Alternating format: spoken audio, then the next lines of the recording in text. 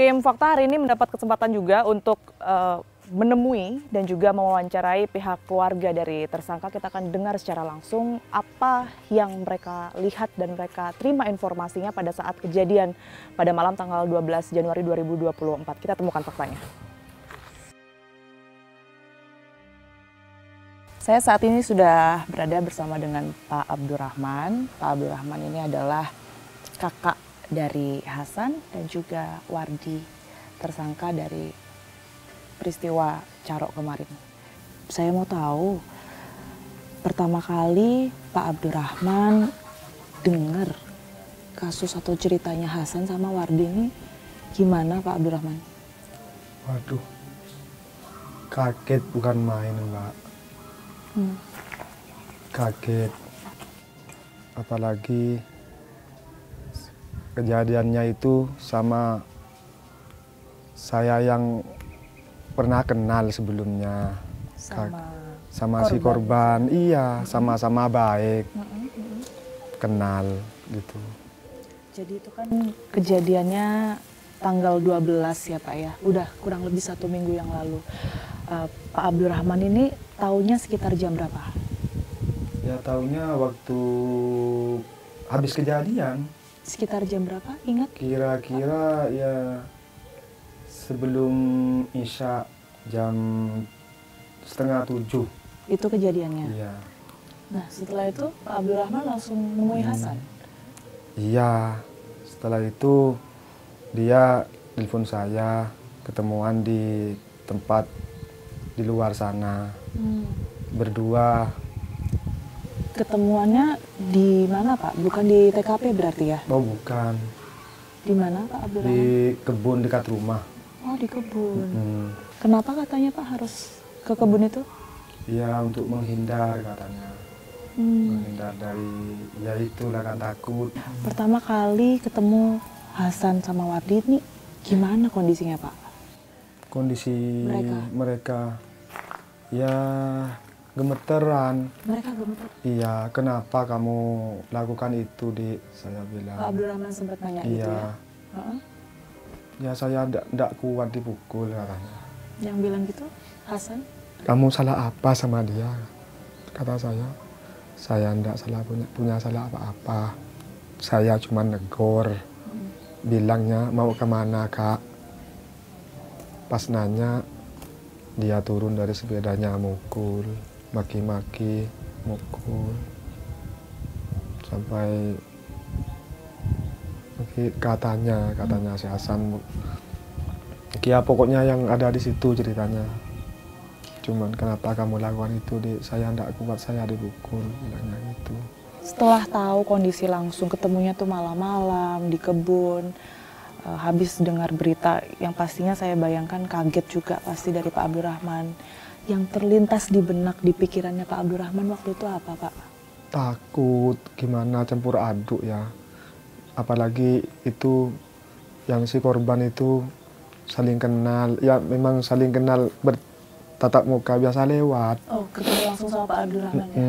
Biasa saya ngarit, dia pulang dari kerja, itu aja. Nah setelah itu Pak Abdurrahman bawa ke rumah? Iya, waktu bertiga berarti ya? Iya, waktu ada Pak Polisi penjemputan itu. Hasan ini sebenarnya tinggal sama siapa Pak Abdurrahman? Masih sama orang tua. Sama orang tua? Iya.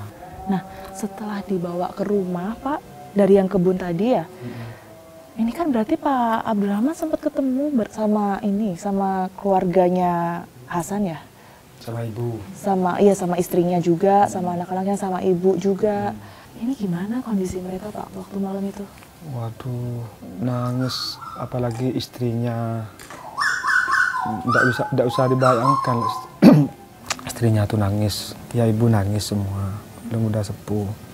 Sempat ngomong apa Pak ke ibu sama istrinya waktu malam itu? Ya bilang, ya jaga anaknya gitu, saya mau pamit gitu.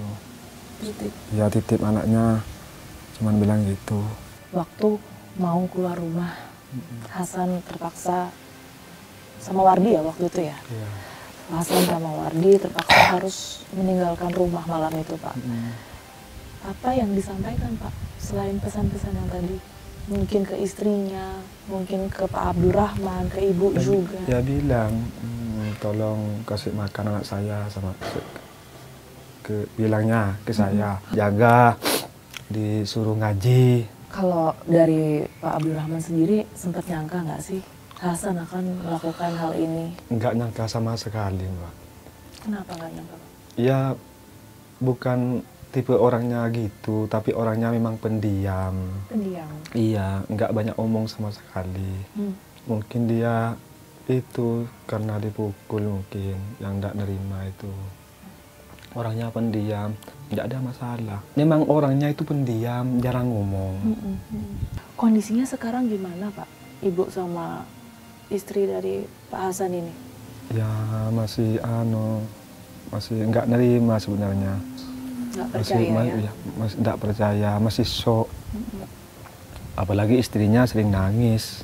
Sampai Dia, sekarang? iya, dia tulang punggung, anaknya kecil-kecil. Pak Abdurrahman, kan saya dengar ini dari pihak Hasan pada saat kembali ke rumah sempat dilarang ibu ya Pak ya, ternyata untuk ambil senjata, terus kembali lagi untuk pada akhirnya kejadian kemarin itu bisa terjadi.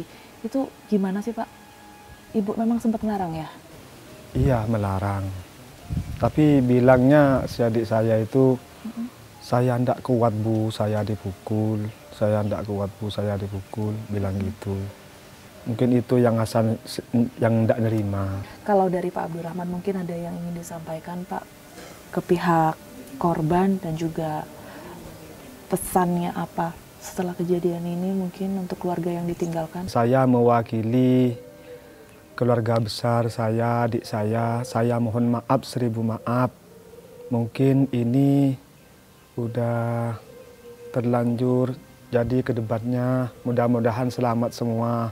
Saya mohon maaf kepada istri, saudaranya, yang masih saudara sama saya. Saya tidak menginginkan itu sebenarnya. Saya mohon maaf, 1000 maaf untuk diterima. Mudah-mudahan almarhum sama keluarganya Mat Tanjar semuanya diterima di sisi Allah. Amin. Kita harapkan nggak akan terulang lagi ya Pak ya, Amin, kejadian amin, serupa. Warga sendiri juga Ya, aman amin. semuanya di Amin, sini. amin. Karena pastinya apapun yang kemarin sudah kejadian ini nggak ada satupun yang menginginkan ya Pak ya. Oh iya. Keselamatan Betul. juga untuk semuanya. Makasih banyak sekali lagi Pak Abdurrahman sudah mau berbagi kisahnya, mau membagikan ceritanya dan menerima tim fakta di sini. Sehat selalu Pak Abdurrahman. Ya. Kita temukan fakta selanjutnya.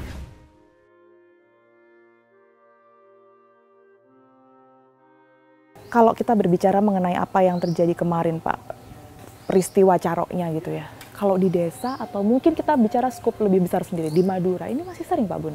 Lumayan sering lah. Lumayan kalau sering di ya. Madura. Kalau di desa Pak Bun sendiri, di Bumi Anyar, Nggak ada. jadi kemarin itu salah satu dan satu-satunya yang terbesar selama ini. Iya. Pernah ada, cuman hanya sebatas pembacokan itu aja. Cuman nggak sampai meninggal. Izin saya juga ingin menanyakan hal ini Pak Bun, selaku kepala desa begitu ya, membawahi sekian banyak warga Madura, memandang Carok itu seperti apa sih Pak Bun sebenarnya untuk saat ini? Apalagi tadi kan Pak Bun sempat menyebut sebenarnya kalau kita berbicara skop lebih luas lagi di Madura ini juga masih lumayan sering terjadi. Yang banyak terjadi ini, Mbak, terkait dengan ketika harga diri. Ketika harga diri seseorang ini mau dijatuhkan, ini yang terjadi, cara penyelesaiannya, langkahnya ke situ. Yang kedua, terkait dengan istri. Kalau masalah istri ini di Madura ini sudah tidak ada jalan keluar lagi. Kalau yang lainnya saya rasa bisa dimusyawarahkan. Baik, sekalian karena ini saya mumpung ketemu Pak Bun, saya ingin minta izin Pak Bun. Apa mungkin kalau misalnya kami mewawancarai pihak dari korban ya, karena sebenarnya untuk mengetahui secara gamblang saja tidak ada berita simpang siur seperti yang tadi Pak Bun katakan, apalagi di sosial media mendengar cerita langsung dari mereka meluruskan mungkin hal-hal yang sempat beredar ya di media sosial, apa mungkin Pak Bun? Saya rasa situasi ini kan belum kondusif di bawah. Dalam artian ketika ada tamu dari luar yang sebelumnya belum dikenal, ini kan nanti timbul pertanyaan-pertanyaan. Jadi untuk sementara kita menghindari supaya tidak terjadi pemikiran yang aneh-aneh dari si keluarga korban. Baik, tentu kami paham karena lagi-lagi itu tadi karena kami ingin memastikan kembali suasana duka juga ini tidak mudah bagi para keluarga untuk memberikan keterangan begitu ya. Iya. Oke, Pak Bun, terima kasih banyak atas waktunya. Sama-sama. Semoga tidak terulang lagi Pak, Amin, dan amin, aman amin. selalu di Desa Bumi Anyar ini. Amin, amin. Oke, pemirsa, itu tadi wawancara saya dengan kepala desa yang tentunya kedepannya tidak ingin terjadi begitu ya kasus serupa Caro yang kemudian ini memakan korban, sekaligus tadi juga meminta izin untuk mewawancarai keluarga dari korban, tetapi tentu kita pahami bahwa situasinya tidak mudah, masih dalam suasana berduka dan juga menjaga keamanan dari pihak keluarga korban. Kita temukan fakta lainnya.